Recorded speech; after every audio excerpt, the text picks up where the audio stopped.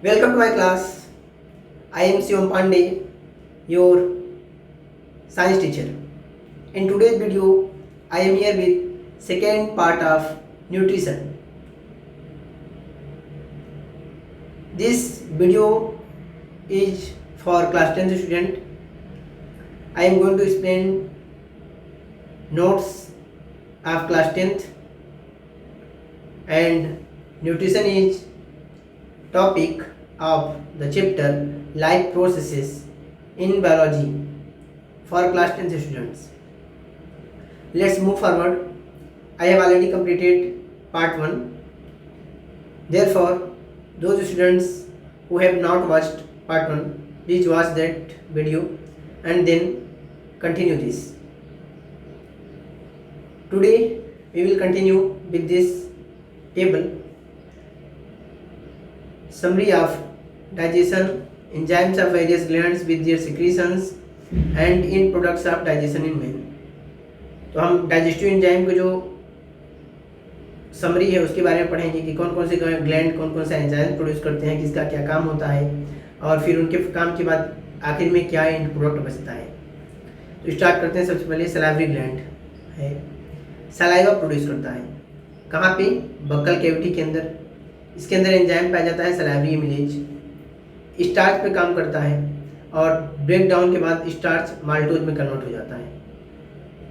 30% जो स्टार्च का डाइजेशन है, कितना? 30% हमारे माउथ में ही हो जाता है। बचा हुआ 70% स्मॉल इंटेस्टाइन में होता है। गैस्ट्रिक ग्लैंड्स में गैस्ट्रिक जूस है, स्टमक में रिलीज होता है। पेप्सिन और रेनिन दो एंजाइम्स पाए जाते हैं। पेप्सिन प्रोटीन को डाइजेस्ट करता है। आखिर में पेप्टोन्स और प्रोटीजेज बचते हैं। रेनिन जो है मिल्क के अंदर जो कैसिन होता है उसको डाइजेस्ट करता है, पैराकेसिन में कन्वर्ट करता है। अगला है HCl, स्टमक में प्रोड्यूस होता है। एक एंजाइम में नहीं है, बस सिक्रीशन है। यह पेप्सिनोजन के ऊपर काम करता है और पेप्सिन में कन्वर्ट कर देता है।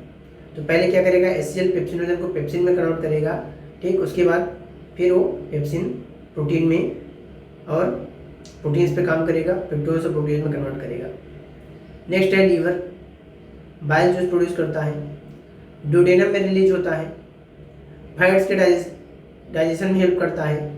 इमल्सिफिकेशन ऑफ फैट्स मतलब ये होता है फैट के जो मॉलिक्यूल्स हैं उन्हें बहुत ही छोटे छोटे टुकड़ों में ब्रेक कर देता है और फिर वे ग्लोब्यूल्स बन करके ब्लड वेसल्स के अंदर चले जाते हैं। नेक्स्ट है पेनक्रियाज, पेनक्रियाटिक जूस प्रोड्यूस करता है। ड्यूडेनम में इसमें एमाइलेज होता है, ट्रिप्सिन होता है, लाइपेज होता है। जो एमाइलेज होता है स्टार्च और ग्लाइकोजन के ऊपर काम करता है। माल्टोज आइसोमाल्टोज में कन्वर्ट करता है। ट्रिप्सिन जो है प्रोटीन्स के ऊपर काम करता है। पेप्टोज और पेप्टाइड्स में कन्वर्ट करता है। लाइपेज जो है इमल्सिफाइड फैट्स के ऊपर काम करता है। फैटी एसिड्स और ग्लिसरॉल बनाता है।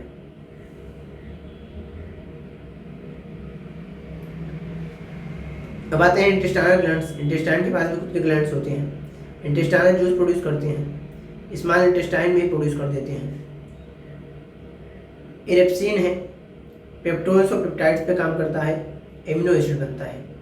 माल्टेज है, माल्टोज के ऊपर काम करता है, ग्लूकोज में कन्वर्ट करता है। सुक्रेस है, सुक्रोज के ऊपर काम करता है, ग्लूकोज और फ्रक्टोज में कन्वर्ट कर देता है। लैक्टेज है, लैक्टोज के ऊपर काम करता है, ग्लूकोज और गैलेक्टोज में कन्वर्ट करता है। लाइपेज है, ट्राइग्लिसराइड्स के ऊपर काम करता है, मोनोग्लिसराइड्स और फैटी एसिड में कन्वर्ट करता है। म्यूकस लार्ज इंटेस्टाइन में प्रोड्यूस होता है। लुब्रिकेशन ऑफ फीकल मैटर, जो फीकल मैटर होता है उसको लुब्रिकेट करता है, यानी कि आसानी से क्या हो इंटेस्टाइन में मूव करे और आराम से एनस तक पहुंच जाए ताकि उसका इजेशन हो सके, बॉडी से उसको बाहर निकाला जा सके। ये पूरी समरी थी, इसको डिटेल में लाइंस के रूप में ना लिख करके शॉर्ट फॉर्म में करा दिया गया। ये चीज़ें होती हैं, इसको याद कर लीजिए। आपने अगर तैयार कर लिया तो आपने पूरा डाइजेस्टिव सिस्टम में जो जो फंक्शंस हैं, कहाँ पे क्या एंजाइम्स होते हैं, सब आपका तैयार है। आपको फिर कुछ एक्स्ट्रा पढ़ने की जरूरत नहीं है। नेक्स्ट टॉपिक है न्यूट्रिशन इन प्लांट्स। तो फोटोसिंथेसिस।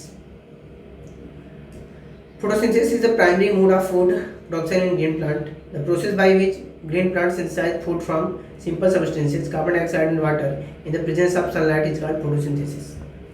यह सबसे पहला तरीका होता है भोजन के उत्पादन का हरे पौधों में।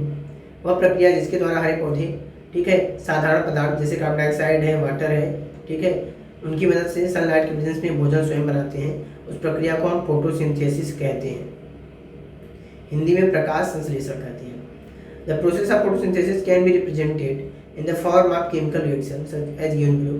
इसको आप केमिकल रिएक्शन के रूप में भी दिखा सकते हो।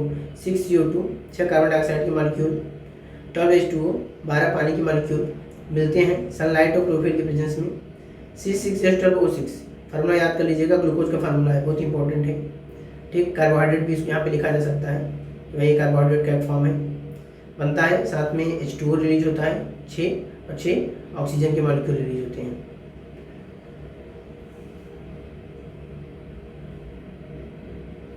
फोटोसिंथेटिक पिगमेंट, पिगमेंट मतलब होता है पदार्थ, वे कौन सा मेटल है जो फोटोसिंथेसिस कराने में हेल्प करता है। The light energy must be absorb by a suitable pigment, it means chlorophyll. कराए कि लाइट को एब्जॉर्ब करने के लिए एक उचित पिगमेंट होना चाहिए जो क्लोरोफिल है, ग्रीन पिगमेंट है, ग्रीन कलर का है, प्लांट्स के अंदर पाया जाता है।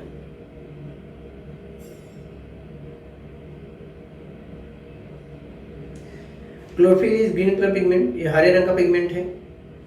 मैकेनिज्म ऑफ फोटोसिंथेसिस कैसे होता है उसको देखते हैं।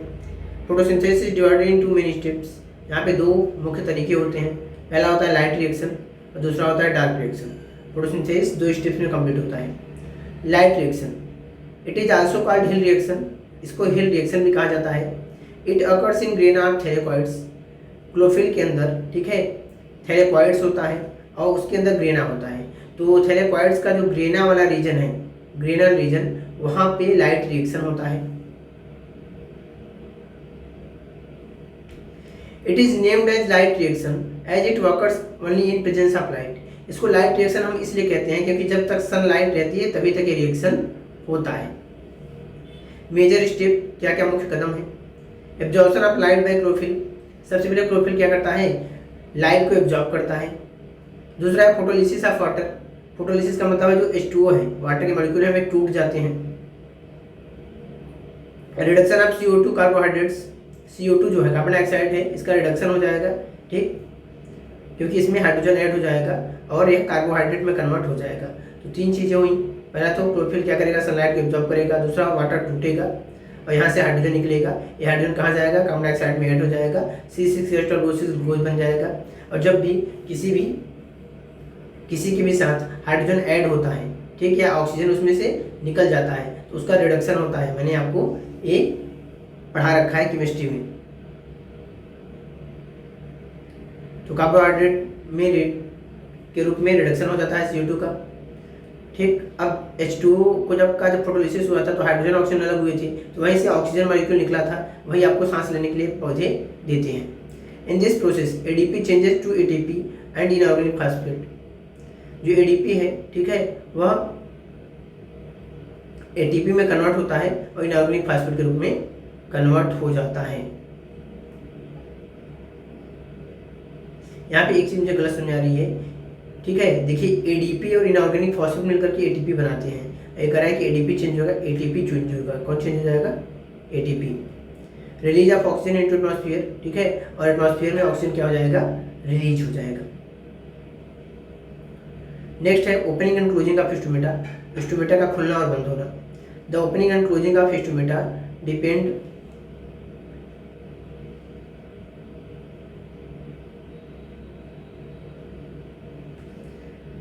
अपॉन द टर्गिड और flaccid state of the guard sales.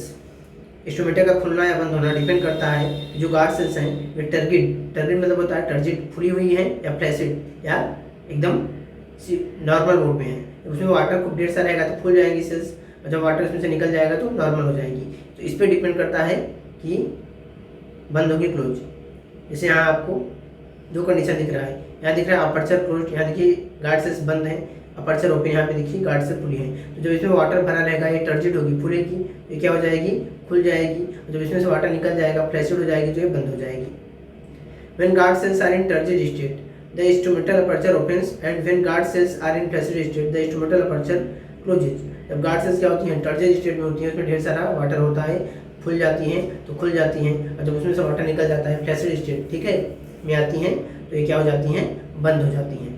The inner wall of guard cells towards pour is thick and outer wall towards other epidermal cells is thin. अंदर की जो दीवार होती है मोटी होती है, देख रहे हैं ना यहाँ की दीवार क्या है, ये देखिए मोटी है, ठीक, बाकी जगह पे वॉल्स क्या है, पतली है।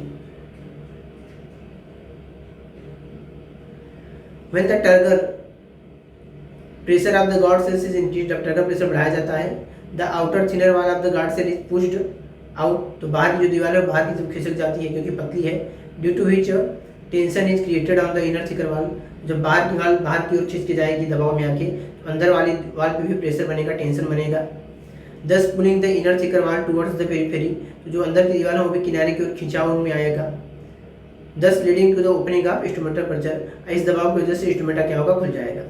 on the contrary, इसके विपरीत, when the guard cells are in passive state, जब ये नॉर्मल हो जाती हैं, the outer thinner wall of guard cells return to original position, जो बाहर की पतली दीवारें हैं अपनी नॉर्मल स्थिति में आ जाती हैं, move toward pores, ठीक, due to which tension on the inner wall is released, तो जो अंदर की दीवार है उसमें जो दबाव होता है खत्म हो जाता है।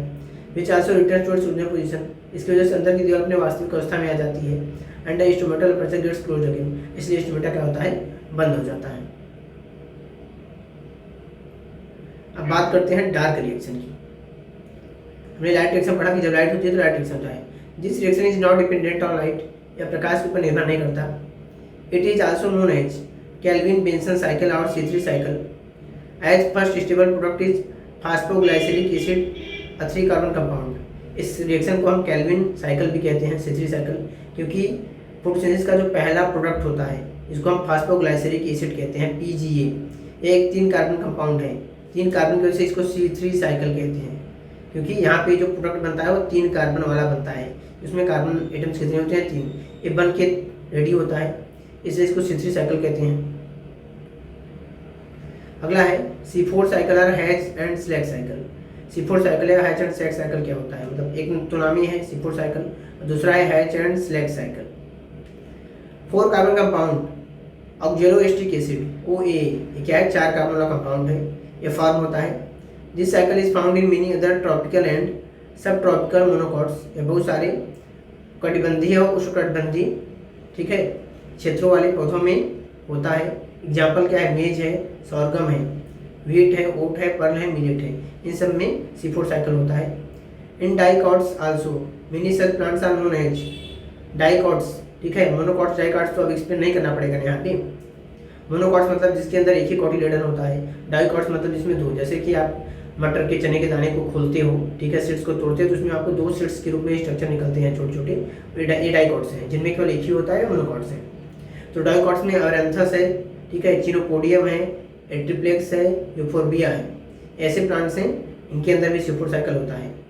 इन सब फैमिलीज ऑफ डाइकॉट्स कंपोजिटे, ठीक है, कौन कौन फैमिली है, कंपोजिटे है, ठीक है, पोर्टुलेसिया है और नेक्टेजिनेसिया है, ये 3 फैमिली हैं डाइकॉट्स की, इनके अंदर C4 साइकिल होता है। Crassulacean acid metabolism. Certain plants, especially succulents, which grow under extremely acidic condition, fix atmospheric CO2 in dark। कुछ प्लांट्स हैं जो बहुत ही ड्राई कंडीशन में, ठीक है, मतलब ऐसी जगह रहते हैं जहाँ पानी की कमी है, ये क्या करते हैं, एटमॉस्फेयर के कार्बन डाइऑक्साइड को अंधेरे में ही क्या करते हैं, कन्वर्ट कर लेते हैं फूड में।